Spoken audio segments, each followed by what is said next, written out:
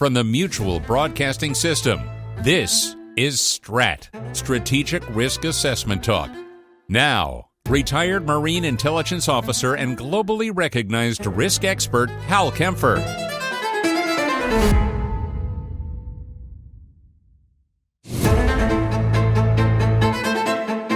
Welcome to STRAT, Strategic Risk Assessment Talk, and today I'm going to discuss something that's been in the news. You know, interesting, of all the things that happen, all the shootings that happen on a regular basis, but all the horrific actions, this one only resulted in 2 deaths, although they were both children, and a horrific, tragic situation. Now, with that said, there were a lot of very serious injuries that took place from this, but it is being looked at as a domestic terrorism by the FBI. And in many ways, what we're discovering, even in the very recent, like day after sort of stuff, is that is this really, I don't know of any other way to call it. It's a domestic intelligence breakdown, failure, something. But the real issue is the fundamentals of why did we miss this threat? Why did we not assess this individual as potentially being a threat to either himself or society? Why did we miss that? And what is wrong with our system that we keep missing these types of individuals that are threats? Why aren't we intervening early? And I'm not necessarily talking, sometimes you'll hear law enforcement say, hey, we have to arrest them. There's nothing to charge them with because they haven't committed a crime. To which I say, well, crime prevention is about making sure they don't commit a crime. And if it's a violent act of domestic terrorism, I would say that is a very, very important area of crime prevention, is stopping that. We used to say this after 9/11, that our mission was to stop the next 9/11. I think that has been lost a bit. So I'm going to spend some time talking about this.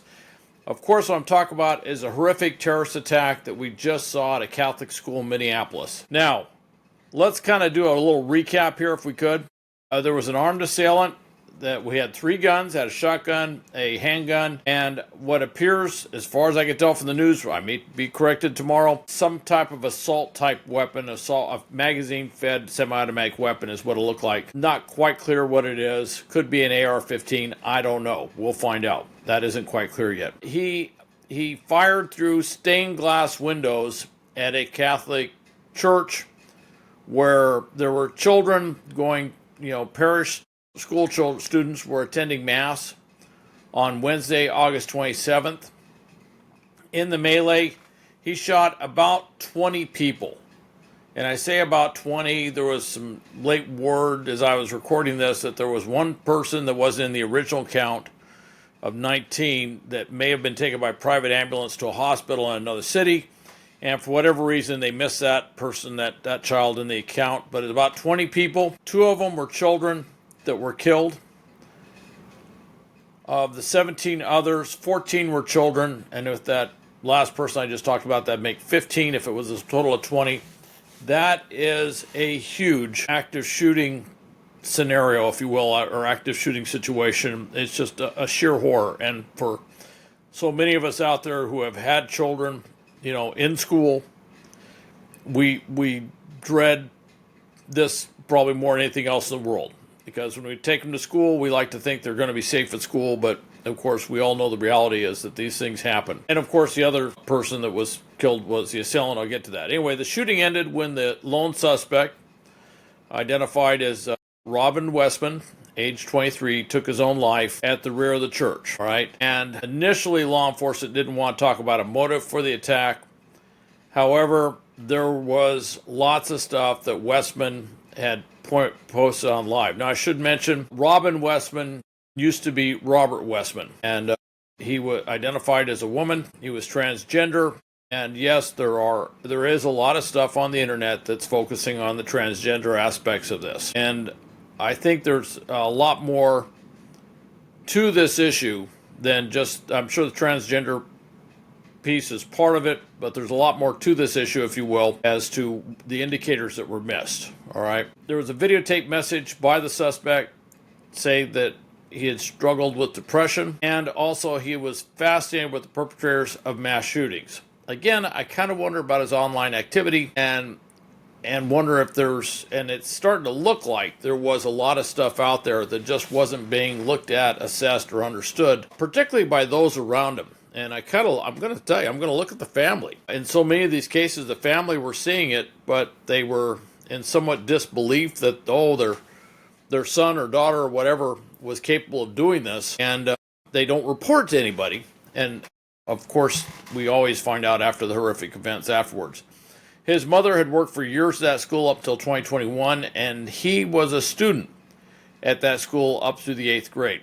Now, FBI Director Kash Patel has said his agency was investigating this attack as an act of domestic terrorism and a hate crime targeting Catholics. And I think both of those, based on everything I see, are very fair assessments of what we're looking at in these situations.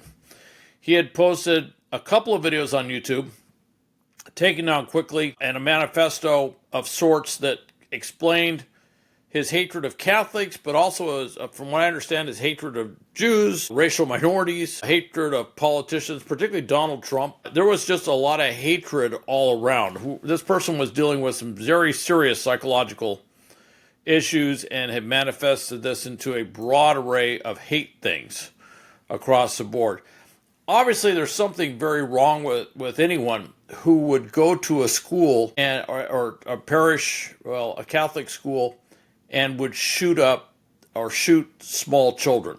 Anybody in there has so many levels of something is not right, if you want to put that out. Something's horribly wrong, that to me, it almost seems impossible that those around that person could not have picked up on indicators that there was something this wrong before they did this.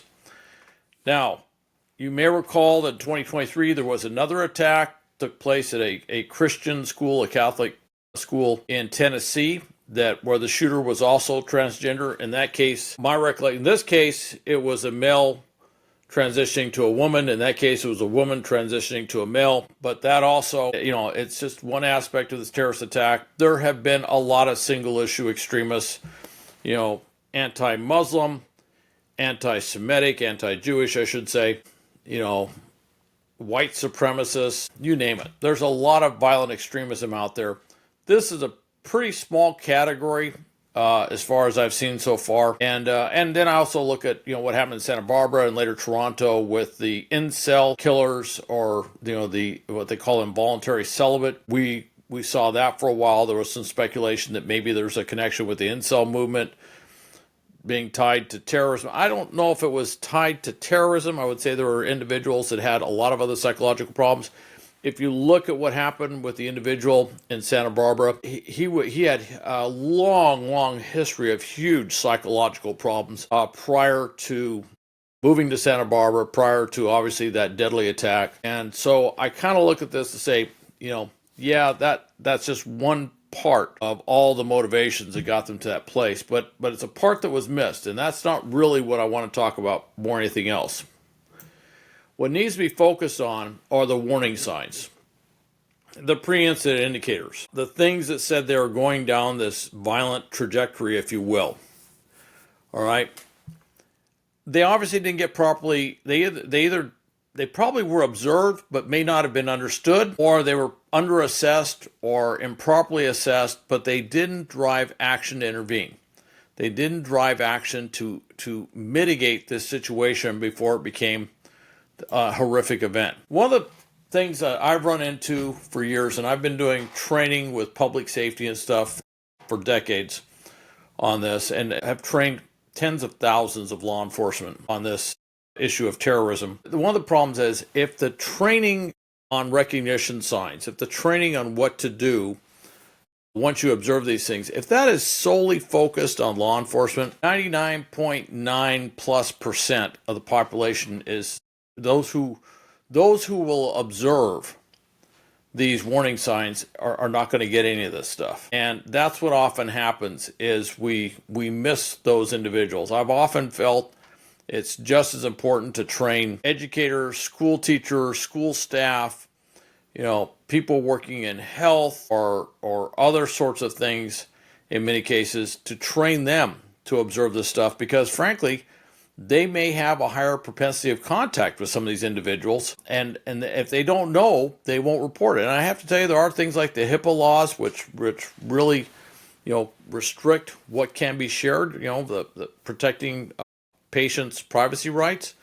But there are exceptions to HIPAA. And one of the exceptions has to deal with if you interpret that they pose a threat to themselves or others. And so I think there needs to be much wider scale training. I don't think it needs to be as much as we give law enforcement, but it needs to be out there and it needs to be more. And this very much appears to be the situation today. I look at this thing, I'm thinking that there are those who saw what, or heard, or saw, or read what Westman was going through, and they just didn't do anything about it. All right, and as we said about terrorists, domestic terrorists, lone wolves like Westman, before they're acting out in the real world, they're usually venting like crazy in the virtual world. And I think we missed this again. Now, there's numerous models of terrorism, radicalization process, steps to violent extremism. You will see this venting process explicitly mentioned. You'll often see less significant but noteworthy wrongful acts prior to the big deadly attack. And I'm pretty sure we're going to probably see that here as well. The thing is, we need to make sure, when you talk about stopping this stuff, preventing the next one, part of it is we need to look in the right places, but with the right understanding. Obviously, tools like artificial intelligence can play a big part. There is an initiative in the wake of this where they're going to be using AI to scour the internet, looking for hate language, symbology, all sorts of things associated with violent extremism. And I think that's good. I think it's a broad net. I'm a little concerned that we might start bringing in a lot of folks who are not intending on doing something violent or some sort of terrorist act, and look at them in the same same visor, if you will, or the same glasses or whatever, seeing them in the same way that we'd see someone who is a bona fide would-be terrorist. However, it could be very helpful in that regard, and it can and AI can, honestly look at a lot more stuff than a human can possibly ever look at, or humans can possibly look at on the internet. Part of this is making sure we have the right people in the right place with the right skill sets and knowledge that can identify these threats, figure out strategies, tactics to mitigate, prevent these sorts of attacks. The other part is, and this is the biggest part, in public safety, is having a system of metrics, a system of measures of effectiveness that recognizes and rewards successful mitigation and prevention. Even after this many, 20, almost a quarter century after 9/11, if I look at the metrics, they're still kind of the traditional metrics. How many arrests? How many convictions? What type of convictions did you get? How many felonies? What type of felonies? And these are enforcement statistics. Going out there and, on this day in this place, nothing happened. Well, that's a success. If there was statistically a chance of something happening and nothing happened, that's a success. We just don't have a good way of measuring that. We don't, and some of that, it takes a lot of thought. And I can count up things. If you arrest somebody, I can count up the number of arrests that day very easily. If you make a dope bust, I can count out how many kilograms, of cocaine that you brought in, okay, and how many arrests you made, and how much money you seized, or whatever. Those are easy metrics. They've been around for decades and decades and decades and decades. That's as long as we've had law enforcement with tracking that stuff. They've been around. But when you talk about preventing violent attacks, like what we just saw in Minneapolis, we don't do that. And because we don't reward that sort of mitigation prevention, it's not surprising that we're seeing these attacks happen over and over again. Those activities, those actions, the knowledge, expertise necessary to do that, they are not getting rewarded. And we've seen this with the watering down of the process. After 9/11, Director Robert Mueller talked about a meeting he had with the cabinet, and he was there with President George W. Bush. And George Bush looked at him and he said, "So what are we going to do about this?" And he looked directly at Mueller, and Mueller started rattling out, "Well, we're opening this investigation, we're doing this, we're doing that, we're going to go back and look at where these guys came from, we're going to do all this stuff." He mentioned everything that was right from a Federal Bureau of Investigation. They were investigating the crime that took place. And finally, George Bush reportedly stopped him and said, I'm not asking you what you're doing about the attack that took place. You're not going to arrest those guys. They're dead. They died in the attack. I'm talking about what are you doing to prevent the next one? And Mueller was somewhat dumbfounded. He goes, well, sir, that's not what the FBI does. He says, well, I don't care what you think the FBI does. That's what we need done. And that was a turning point. And there was a turning point nationwide. Prevent the next 9/11. But that was, as I mentioned, almost a quarter century ago. Now, the Homeland Security Intelligence Fusion Centers, I've worked with that program for many years, done a lot of things with them. They originally were stood up, not right away, took about 4, 5, 6 years before they got stood up after 9/11, but they got stood up. And they originally brought in a lot of very impressive talent. They brought in folks from the intelligence community. They brought in folks with tremendous analytical skills. Some of the fusion centers actually had staff psychologists that actually sat there and they would look at these individuals. And they were really aimed at prevention. But over time, as I mentioned, those metrics haven't shifted or kept up with what we want done. If you're looking at prevention and there's no way that prevention is rewarded or recognized or seen as valid as metrics, unlike arrests, stuff like that, well, it kind of drifted the other way. And a lot of that really good talent has moved on. They got out of the fusion centers and went other directions. And many of them went back to Washington, D.C., got on with other parts of the intelligence community where they felt their talents were, certainly, recognized, rewarded, and there was a career path that they could actually follow. And if you look at the fusion centers today, a lot of them they have gaps. I know of some psychologists that worked with the fusion centers. They don't work with the fusion centers. I ask them, well, what happened? They said, well, when I left, they didn't bring anybody in to replace me. And I said, well, how'd it go before you left? They go, well, that was one of the reasons I left. They didn't know how to use me. I was underutilized or misutilized. I was doing a lot of stuff that was not really what I was there to do. And of course, while they were there, bad things happened, but nobody recognized why they were there or what it was to do that. And this really goes back to a concept before 9/11 called the terrorism early warning, hence the term early warning. The whole focus there was early warning to prevent these horrible things from happening. That was the primary thing. So it was kind of missed. All right. Now, there's a lot of federal money that went with the whole Homeland Security thing. And like any federal money, I think it was a famous senator once said, any program where you have a lot of federal money and really poor oversight, you're going to have corruption. There in some cases, I know for a fact there was actual corruption. But in many cases, the funding just went a different direction. And look, if I'm a police chief and I find out that I could put 6 of my officers on a federal grant, all I have to do is say that they work on some intelligence thing or something like that, and I go, great. So I get those guys off of the funding that I have to fight tooth and nail with the city council to get to pay for these guys every year. I'll put them over here. So maybe I can put 6 guys on the grant, I'll hire 3 new people, and I'll have more sworn officers in total. That sounds great. The problem is this. You still have to do the same number of patrols. You have to do the same number of people on the streets. So what you'll end up doing is you put these guys over on the grant, and then they on the weekends and stuff, they'll come over and do patrols and stuff, but they're on overtime. And when you start doing the whole cost accounting thing at the end, you find out you're not saving anything. In fact, you didn't save the city a penny. You got a little bit bigger department because you put these guys in the grant, but actually what you did was you end up costing taxpayers, particularly city taxpayers, county taxpayers, others, more money because of this little shell game with moving people over. And more importantly, you put people over there doing stuff for which they weren't actually trained. That's not their area of expertise. One would say, I've heard this before many times, going back 30 years. Well, all police officers are intelligence officers. Not true. All right. Some are, some aren't. But that is not true. Okay.